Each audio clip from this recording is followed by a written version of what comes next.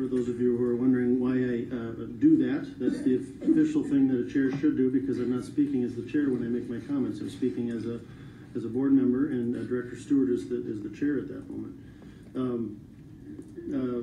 So you heard me say earlier that the Emerson and Watton thing affects one of my very own schools, my 3 girls.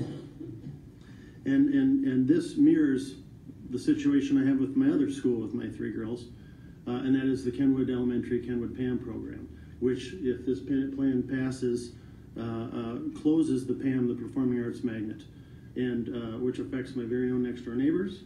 It affects my kids' classmates. It affects the parents that I've come to know and work with over the years and spent a lot of time in that school. And yet, I also know that when we because we don't have the kind of money we need to deliver these programs with integrity, we have to make choices. And some of the choices are to cut the number of programs we offer because we can't afford to do them with any integrity.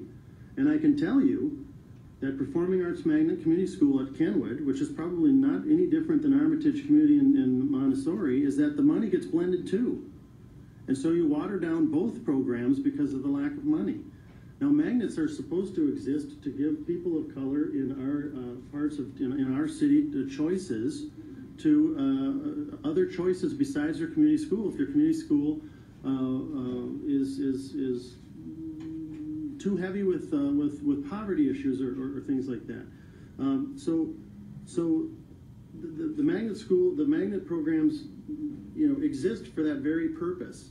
And I also would like to remind folks that the way we, as a board, in my opinion, proudly so, adjusted how we look at the money that goes to our schools around kids of poverty, is that it now provides incentives for all white schools to start thinking outside their own neighborhoods, to start attracting other kids who aren't white or who aren't middle class to their schools, because there's a financial incentive for doing so. I don't mean that to sound as crude as that, but the reason why I say that is because we had things in place before institutionally, to the institutional racism comments, that prevented, that gave no incentive for schools to make changes. We now have made those changes, so that we now have incentives for schools to start thinking differently.